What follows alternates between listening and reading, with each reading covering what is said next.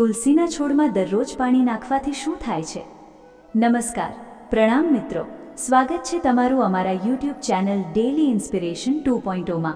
તો મિત્રો, વિડીયોમાં આગળ જતા પહેલાં જો તમે ઈચ્છતા હો કે માતા લક્ષ્મીની કૃપા તમારી ઉપર સદા બની રહે તો વિડીયોને એક લાઇક કરી અને કમેન્ટમાં જય માં લક્ષ્મી જરૂરથી લખી દેજો કે જેથી માં લક્ષ્મીની કૃપા તમારી ઉપર સદા બની રહે। હિન્દુ ધર્મમાં તુલસીના છોડને ખૂબ જ પવિત્ર માનવામાં આવે છે। આ છોડમાં સાક્ષાત ભગવાન વિષ્ણુ અને માતા લક્ષ્મીનો વાસ હોય છે। ભગવાન વિષ્ણુ તુલસીના પાન વગર કોઈપણ પ્રકારનો ભોગ સ્વીકારતા નથી, એટલા માટે જે વ્યક્તિ તુલસીની પૂજા કરે છે તેને ક્યારેય કોઈ દુર્ભાગ્યનો સામનો કરવો પડતો નથી। તુલસીને માત્ર જળ ચડાવવાથી શું ફળ મળે છે, ચાલો જાણીએ આ મહાન કથાના માધ્યમથી। એકવાર દેવી સત્યભામાએ ભગવાન કૃષ્ણને પૂછ્યું, હે ભગવાન, તમે ત્રણેય લોકના સ્વામી છો, તો પણ આ તુલસીના છોડની પૂજા કેમ કરો છો? શા માટે આપણે દરરોજ તેને પાણી અર્પણ છીએ? તુલસીના છોડમાં દરરોજ પાણી નાખવાથી શું થાય છે? મારે આ છોડને પાણી આપવાનું મહત્ત્વ જાણવું છે। ત્યારે ભગવાન શ્રી કૃષ્ણ કહે છે, માત્ર જળ ચડાવવાથી વ્યક્તિના કરોડો પાપ નાશ પામે છે। તુલસીને પાણી આપવાનું મહત્ત્વ જણાવતા પહેલાં હું તમને એક ખૂબ જ પ્રાચીન વાર્તા કહેવા માંગુ છું। આ વાર્તા દ્વારા તમને તમારા બધા પ્રશ્નોના જવાબો મળશે, એટલા માટે તમે આ વાર્તા ધ્યાનથી સાંભળજો। શ્રી કૃષ્ણ કહે છે, હે દેવી, જે પણ વ્યક્તિ આ કથા સાંભળે છે તેને 100 વર્ષ સુધી તુલસીને જળ ચડાવવાનું પુણ્ય મળે છે। દેવી સત્યભામા કહે છે કે હે ભગવાન, હું ચોક્કસપણે આ વાર્તા સાંભળવા માંગુ છું, તમે મને તે વાર્તા કહો, હું તેને ધ્યાનથી સાંભળીશ। પછી ભગવાન શ્રી કૃષ્ણ દેવી સત્યભામાને તુલસીને પાણી આપવાની કથા સંભળાવે છે। હે દેવી સત્યભામા, પ્રાચીન સમયમાં જૂનાગઢમાં સુમંત નામનો બ્રાહ્મણ રહેતો હતો। તે જન્મથી બ્રાહ્મણ હતો, પણ તે કર્મથી ભ્રષ્ટ હતો, કપટી, અવિચારી હતો, વધારે ખોટું બોલવાવાળો હતો। તેનું મન હંમેશા ખરાબ કાર્યો કરવામાં વ્યસ્ત રહેતું। તેને ચોરી, વેશ્યાવૃત્તિ અને જુગાર રમવાનું વ્યસન હતું। તેમણે પોતાના જીવનમાં ક્યારેય કોઈ પુણ્યનું કાર્ય કર્યું ન હતું, ક્યારેય પણ શાસ્ત્રોનું અધ્યયન કર્યું ન હતું, પૂજા પાઠ પણ કરી ન હતી। તેણે પોતાનું મન હંમેશા બીજાની ધન સંપત્તિ પર રાખ્યું હતું। તે દિવસ દરમિયાન પૈસા કમાતો અને રાત વેશ્યાઓ સાથે વિતાવતો। આ રીતે તે અત્યંત પાપી પોતાનું જીવન પાપ કરવામાં જ વિતાવતો હતો। તેણે ક્યારેય ભગવાન વિષ્ણુનું નામ નહોતું લીધું કે કોઈ ભગવાન કે દેવીની પૂજા કરી નહોતી। તેણે આ રીતે પાપ કરવામાં ઘણા વર્ષો વિતાવ્યા। પછી તે સુમંત બ્રાહ્મણ ખરીદી અને વેચાણ કરવા દ્વારકા નગરીમાં પહોંચે છે। તે શહેરની નજીક ગોમતી નદી વહે છે। તે નદીમાં સ્નાન કરવા માટે લોકો દૂર દૂરથી આવે છે। પછી તે બ્રાહ્મણ એ જ નદીના કિનારે એક આશ્રમમાં રહે છે। એ આશ્રમમાં ઘણા વિદ્વાન બ્રાહ્મણો પુરાણ વાંચવામાં અને ભગવાન વિષ્ણુની સ્તુતિ કરવામાં મગ્ન હતા। તે પાખંડી સુમંત પણ ઢોંગ કરીને તેમની સાથે ત્યાં જ રોકાઈ ગયો। તે વિદ્વાન બ્રાહ્મણો સાથે રહીને તેમને શ્રીહરિ વિષ્ણુનું નામ સાંભળવાની તક પણ મળી। તે 1 મહિના સુધી તે જગ્યાએ રહ્યો। પછી ત્યાં આવેલા લોકોએ ગાયોની પૂજા કરી અને બ્રાહ્મણોને ભોજન પીરસ્યું, તો તે પાપી બ્રાહ્મણ પણ તેમની સાથે બેસીને ભોજન કર્યું અને ભગવાનનો પ્રસાદ ગ્રહણ કર્યો। ત્યાં જ એ આશ્રમમાં એક તુલસીનો છોડ હતો। તે બ્રાહ્મણ અજાણતાએ તે તુલસીના છોડને પાણી અર્પણ કરતો હતો। તે શું કરી રહ્યો છે તેનો તેને કોઈ ખ્યાલ ન હતો। તે દરરોજ સવારે જાગીને એક વાસણમાં પાણી લઈને તુલસીના છોડમાં અર્પણ કરતો હતો। પછી એક દિવસ જ્યારે તે આશ્રમમાં સૂતો હતો ત્યારે એક સાપ તે જગ્યાએ આવ્યો અને તે સાપે તેને ડંખ માર્યો।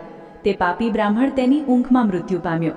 સવારે જ્યારે અન્ય બ્રાહ્મણોએ તેમને બેભાન અવસ્થામાં જોયા ત્યારે તેમણે તુલસીના પાન અને તુલસીનું પાણી તેના મોઢામાં નાખ્યું। પછી બધા બ્રાહ્મણોને ખબર પડી કે તે મૃત્યુ પામ્યો છે। તે પાપી બ્રાહ્મણના મૃત્યુ પછી યમના દૂતો તે જગ્યાએ પ્રગટ થયા અને તેને પકડીને યમલોકમાં લઈ ગયા। માર્ગમાં જતા બ્રાહ્મણ વિલાપ કરવા લાગ્યો અને યમદૂતોને કહ્યું કે હે યમદૂતો, તમે મને ક્યાં લઈ જાઓ છો? મારા મૃત્યુનું કારણ શું છે? પછી યમદૂત કહે છે, હે દુષ્ટ બ્રાહ્મણ, તે જન્મથી મૃત્યુ સુધી અનેક પાપો કર્યા છે। તારા પાપોને લીધે તને કાળો સાપ કરડ્યો અને તું મરી ગયો। હવે અમે તને યમલોકમાં લઈ જઈએ છીએ। ત્યાં યમરાજ તારા પાપોનો હિસાબ જોશે અને ચોક્કસ તને નરકમાં નાખશે। ત્યારે તે બ્રાહ્મણ મોટેથી વિલાપ કરવા લાગ્યો અને તે યમદૂતો પાસે ક્ષમા માંગવા લાગ્યો, પરંતુ યમના દૂતોને તેના પર સહેજ પણ દયા ન આવી અને તેઓ તેને યમલોકમાં લઈ ગયા। જ્યારે યમના દૂત તે બ્રાહ્મણને લઈને યમરાજ પાસે પહોંચ્યા ત્યારે યમરાજની પાસે બેઠેલા ચિત્રગુપ્તે તેને તેના જન્મથી લઈને મૃત્યુ સુધીના બ્રાહ્મણના કાર્યોનો હિસાબ યમરાજને આપ્યો અને યમરાજને કહ્યું કે હે મહારાજ, આ બ્રાહ્મણે બાળપણથી મૃત્યુ સુધી માત્ર પાપ કર્યા છે। તેણે કોઈ પુણ્યનું કામ કર્યું નથી, તેને સમગ્ર કલ્પ માટે નરકમાં નાખવો જોઈએ. ત્યારે યમરાજ કહે છે, હે દૂત, આ દુષ્ટ બ્રાહ્મણ જે આખી જિંદગી પાપ કરતો રહ્યો છે તેને દૂર કરો અને તેને કુંભીપાક નામના નરકમાં નાખી દો. યમરાજની આજ્ઞાને અનુસરીને યમના દૂતોએ તે પાપી બ્રાહ્મણને હાંસી કાઢ્યો અને તેને મુદગરથી મારવા લાગ્યો, જેના કારણે બ્રાહ્મણનું માથું ફાટી ગયું અને તેઓ તેને કુંભીપાક નામના નરકમાં લઈ ગયા. એ ભયંકર નરકમાં ઉકળતા તેલના મોટા મોટા ઘડા હતા, જેની નીચે ભીષણ આગ બળી રહી હતી. પછી યમરાજના દૂતે તે પાપી બ્રાહ્મણને ઉકળતા તેલના ઘડામાં નાખ્યો, પરંતુ જેવો તે બ્રાહ્મણ ઉકળતા તેલના ઘડામાં પડ્યો તેમ તે તેલ અચાનક ઠંડુ થઈ ગયું. આ વિચિત્ર ઘટના જોઈને યમદૂતને ખૂબ જ આશ્ચર્ય થયું. આ પહેલાં ક્યારેય બન્યું ન હતું. તેણે ઘણા પાપીઓને તે તેલના ઘડામાં નાખ્યા હતા. તે બધા ઉકળતા તેલમાં પડીને છટપટાવા લાગ્યા હતા, પણ પેલો બ્રાહ્મણ પડતા જ તેલ અચાનક શાંત અને ઠંડુ થઈ ગયું. આ આશ્ચર્ય જોઈને યમદૂત તેજ ગતિએ દોડીને યમરાજ પાસે પહોંચી ગયો. યમરાજે પૂછ્યું, હે દૂત, શું થયું? તમે આટલા ઝડપથી કેમ દોડી રહ્યા છો? ત્યારે તે દૂત કહે છે, હે યમરાજ, તમે જે બ્રાહ્મણને કુંભીપાક નરકમાં મૂકવા કહ્યું હતું તેને અમે મૂકતા જ નરકની આગ બુઝાઈ ગઈ અને ઉકળતું ગરમ તેલ પણ ઠંડુ થઈ ગયું. ત્યારે યમરાજ કહે છે, હે દૂત, આ એક વિચિત્ર ઘટના છે. આવું પહેલાં ક્યારેય બન્યું નથી. યમરાજ વિચારી રહ્યા હતા ત્યારે દેવર્ષિ નારદ ત્યાં પધારે છે. દેવર્ષિ નારદને જોઈને યમરાજ ખૂબ જ ખુશ થાય છે અને તેમને નમસ્કાર કરીને તેમનું સ્વાગત કરે છે. ત્યારે યમરાજ નારદજીને કહે છે, હે દેવર્ષિ, તમે યોગ્ય સમયે આવ્યા છો. આજે અમે એક અત્યંત પાપી બ્રાહ્મણને કુંભીપાક નરકમાં મૂક્યો છે, પણ તે પડતા જ નરકની આગ ઠંડી થઈ ગઈ છે અને ઉકળતું ગરમ તેલ પણ ઠંડુ થઈ ગયું છે. ત્યારે દેવર્ષિ નારદ યમરાજને કહે છે, હે ધર્મરાજ, જે બ્રાહ્મણને તમે કુંભીપાક નરકમાં મૂક્યો છે તે નરકમાં મૂકવાને લાયક નથી, કારણ કે આ બ્રાહ્મણે અજાણતા જ એવું કર્મ કર્યું છે જે નરકનો નાશ કરનાર છે. જે મનુષ્ય પુણ્યના કામ કરવાવાળા વ્યક્તિ સાથે રહે છે તેને ચોક્કસપણે તેમના સારા કાર્યોનો ભાગ મળે છે. અને આ બ્રાહ્મણે ભગવાન વિષ્ણુના ભક્તો સાથે 1 મહિના સુધી રહ્યો છે. આ બ્રાહ્મણે આશ્રમમાં રહીને રોજ તુલસીને પાણી અર્પણ કર્યું છે. તેથી તે ખૂબ જ સદાચારી વ્યક્તિ બની ગયો છે. તેના તમામ પાપો નાશ પામ્યા છે. આ બ્રાહ્મણ હવે વિષ્ણુ લોકમાં જવાનો હકદાર બન્યો છે. આ બ્રાહ્મણે અજાણતાએ જ એટલું પુણ્ય કમાઈ લીધું છે જે મનુષ્ય અનેક જન્મોમાં મેળવી શકતો નથી. તેથી જ તમે તેને નરકમાં ન પકવશો. બસ આ બ્રાહ્મણને તેના પાપોની સજા આપો, તેને નરક લોકના દર્શન કરાવો. દેવર્ષિની વાત સાંભળીને યમરાજ અતિ પ્રસન્ન થાય છે અને બ્રાહ્મણને કુંભીપાક નરકમાંથી બહાર લાવે છે અને પોતાના દૂતોને કહે છે કે હે દૂતો, આ મહાત્માને લઈ જાઓ અને આખા નરક લોકના દર્શન કરાવો. પછી યમના દૂત તે બ્રાહ્મણને લઈ જાય છે અને તેને આખું નરક બતાવે છે. ભગવાન શ્રી કૃષ્ણ કહે છે, હે દેવી સત્યભામા, આ રીતે યમના દૂતો તે બ્રાહ્મણને આખું નરક બતાવે છે અને તેને યક્ષ લોકમાં લઈ જાય છે અને પછી તે બ્રાહ્મણ યક્ષ બની જાય છે. શ્રી કૃષ્ણ કહે છે, હે દેવી, મને છોડમાં તુલસી ગમે છે, મહિનામાં કારતક માસ, તિથિમાં એકાદશી અને ક્ષેત્રમાં દ્વારકા ગમે છે. તેથી જે વ્યક્તિ દરરોજ તુલસીની પૂજા કરે છે અને તુલસીને પાણી આપે છે તે મને સૌથી વધુ પ્રિય છે. તે મનુષ્ય ક્યારેય નરકમાં જતો નથી. જે ઘરમાં છોડ હંમેશા લીલો રહે છે તે ઘરમાં સુખ, શાંતિ અને સમૃદ્ધિ રહે છે. ભગવાન વિષ્ણુની પૂજામાં અને તેમને ચડાવવાના પ્રસાદમાં તુલસીના પાન તુલસીનો અવશ્ય હોવા જોઈએ, કારણ કે તુલસીના પાન વગર ભગવાન વિષ્ણુ કોઈ પણ પ્રકારનો પ્રસાદ સ્વીકારતા નથી. એટલા માટે દરેક ઘરમાં તુલસીનો છોડ અવશ્ય હોવો જોઈએ. તુલસી વિવાહ પણ અવશ્ય કરવા જોઈએ. તેનાથી મનુષ્યના તમામ દુઃખનો અંત આવે છે અને તેનું સાંસારિક જીવન સુખમય બને છે. જો તમારા ઘરમાં તુલસી હોય તો સુખ, શાંતિ અને સમૃદ્ધિ માટે તુલસીને ચૂંદડી અવશ્ય ચડાવવી જોઈએ. હંમેશા યાદ રાખો કે તુલસીનો છોડ ચૂંદડી વગર અધૂરો છે. તુલસી માત્ર એક છોડ નથી, પરંતુ તે એક દેવી છે, વિષ્ણુ પત્ની છે. તેથી તુલસીને ચૂંદડી અર્પણ કરવી જોઈએ. તેનાથી પતિ પત્ની વચ્ચે પ્રેમ અને વિશ્વાસ વધે છે. ઘરમાં રહેતી સ્ત્રીઓ હંમેશા સુહાગીન અને સૌભાગ્યશાળી રહે છે. તુલસી પાસે પાણી ભરેલું વાસણ ન રાખવું જોઈએ. તુલસીના છોડની પાસે દીવો પ્રગટાવ્યા બાદ ત્યાંથી દીવો હટાવી દેવો જોઈએ, કારણ કે તુલસીના છોડની નીચે ઓલવાયેલો દીવો રાખવો અશુભ માનવામાં આવે છે. જ્યાં પણ તુલસીનો છોડ હોય તે જગ્યા હંમેશા સ્વચ્છ રાખવી જોઈએ. તેથી તુલસીના છોડની આસપાસ સ્વચ્છતાનું નિયમિત ધ્યાન રાખો. તુલસીના છોડ પાસે અપશબ્દો નહીં બોલવા જોઈએ. ભૂલથી પણ તુલસી પાસે ચપ્પલ, બૂટ કે સાવરણી ન રાખવી જોઈએ. તેને પાપ ગણવામાં આવે છે. જ્યાં તુલસીનો છોડ હોય તેવી જગ્યાએ થૂંકવાથી પણ ઘોર અનર્થ થાય છે. તુલસીના છોડમાં શિવલિંગ અને ગણેશજીની મૂર્તિ ન રાખવી જોઈએ. આ ઉપરાંત તુલસીના કુંડામાં અન્ય કોઈ બીજા છોડ રોપવા પણ અશુભ માનવામાં આવે છે. તુલસીના છોડની પાસે કપડાં સૂકવવા ન જોઈએ, નહીંતર કપડામાંથી નીકળતું ગંદુ પાણી તુલસીના છોડ પર પડી શકે છે. રવિવારે તુલસીના પાન ન તોડવા જોઈએ અને રવિવારે તુલસીને જળ ચડાવવું જોઈએ. અન્ય દિવસોમાં તુલસીને સવારે જળ ચડાવવું જોઈએ અને સાંજે દીવો કરવો જોઈએ. ધ્યાન રાખો કે તુલસીનો છોડ નખ વડે તોડવો ન જોઈએ. આથી તુલસીનું અપમાન થાય છે.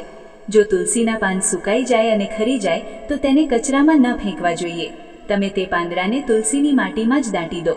ઘણીવાર સ્ત્રીઓ વાળ ખુલ્લા રાખીને સ્નાન કર્યા પછી તુલસીને પાણી આપે છે. આમ ન કરવું જોઈએ. સ્ત્રીઓએ હંમેશા પોતાના વાળ બાંધવા જોઈએ અને કપાળમાં સિંદૂર લગાવવું જોઈએ અને તુલસીને જળ ચડાવવું જોઈએ. તેનાથી તુલસીના આશીર્વાદ મળે છે.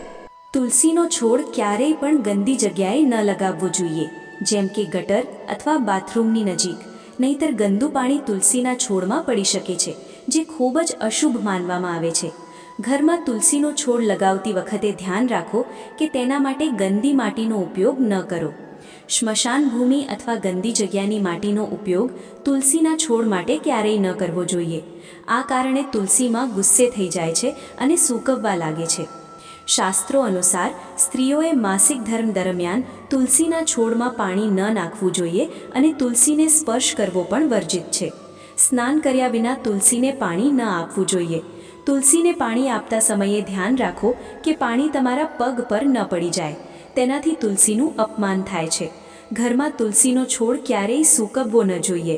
શાસ્ત્રોમાં એવી માન્યતા છે કે તુલસીના છોડને સૂકવવાથી અકાળ મૃત્યુનો સંકેત મળે છે. જો ઘરમાં તુલસીનો છોડ સૂકાઈ જાય તો ઘરની સુખ સમૃદ્ધિ સમાપ્ત થઈ જાય છે. સૂકા તુલસીમાં માતા લક્ષ્મીનો વાસ નથી. શ્રી કૃષ્ણ કહે છે કે દરરોજ તુલસીના દર્શન કરવાથી વ્યક્તિ સ્વર્ગ પ્રાપ્ત કરે છે અને તુલસીના પાનનું સેવન કરવાથી તેના તમામ પાપોનો નાશ થાય છે. તુલસીનો છોડ હંમેશા ઘરની સામે લગાવવો જોઈએ. તેને પૂર્વ કે ઉત્તર દિશામાં રાખવું સૌથી વધુ શુભ છે. તુલસી પાસે રણના છોડ રાખવા અત્યંત અશુભ માનવામાં આવે છે. આવા છોડમાંથી નકારાત્મક ઉર્જા બહાર આવે છે. તુલસીના છોડમાં શાલિગ્રામ પણ અવશ્ય રાખવા જોઈએ. શાલિગ્રામને તુલસીના કુંડામાં રાખવાથી તમને તુલસીનો વધુ શુભ પ્રભાવ જોવા મળશે. શાલિગ્રામને ભગવાન વિષ્ણુનું નિરાકાર સ્વરૂપ માનવામાં આવે છે. તે કાળા રંગનો પથ્થર છે જે મૂલ્યવાન માનવામાં આવે છે. જો તમે તેને તુલસીના કુંડામાં રાખશો તો તમારા ઘરમાંથી તમામ નકારાત્મક ઉર્જાનો નાશ થશે. ઘરમાં એક જ શાલિગ્રામની પૂજા કરવી જોઈએ. શાલિગ્રામ પર ચંદન લગાવવું જોઈએ અને તેના પર તુલસીનું પાન રાખવું જોઈએ. શાલિગ્રામને દરરોજ પંચામૃતથી સ્નાન કરાવવું જોઈએ. આમ કરવાથી બધા જ જન્મોના પાપ નાશ પામે છે. શાલિગ્રામ એ સકારાત્મકતા અને સાત્વિકતાનું પ્રતીક છે. શાસ્ત્રોમાં કહેવામાં આવ્યું છે કે જે છોડમાં લીલી કળીઓ નથી આવતી અને તેના બદલે કાંટા હોય છે તેને ક્યારેય તુલસી પાસે ન રાખવા જોઈએ. શાસ્ત્રોમાં કેળાના છોડનું વિશેષ મહત્ત્વ જણાવવામાં આવ્યું છે. જો તમે તુલસીની પાસે કેળાનું ઝાડ વાવો છો તો તમને અનેક ગણો ફાયદો થશે. કેળાના ઝાડમાં ભગવાન વિષ્ણુનો વાસ છે. તેને તુલસી પાસે લગાવવાથી ઘરમાં સુખ સમૃદ્ધિ આવે છે.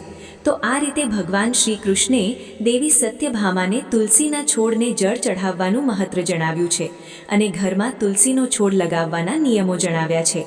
જો આ વિડીયો તમને પસંદ આવ્યો હોય તો વિડીયોને એક લાઇક કરજો અને ચેનલને પણ જરૂરથી સબસ્ક્રાઇબ કરજો અને બાજુમાં આપેલા આઇકનને પ્રેસ કરીને ઓલ ઉપર સિલેક્ટ કરી લેજો, જેથી તમને વિડીયોની નોટિફિકેશન સૌથી પહેલાં મળતી રહે. અને કમેન્ટ બોક્સમાં જય શ્રી કૃષ્ણ જરૂરથી લખજો. વિડીયોને છેલ્લે સુધી જોવા બદલ આપનો ખૂબ ખૂબ ધન્યવાદ. જય શ્રી કૃષ્ણ મિત્રો.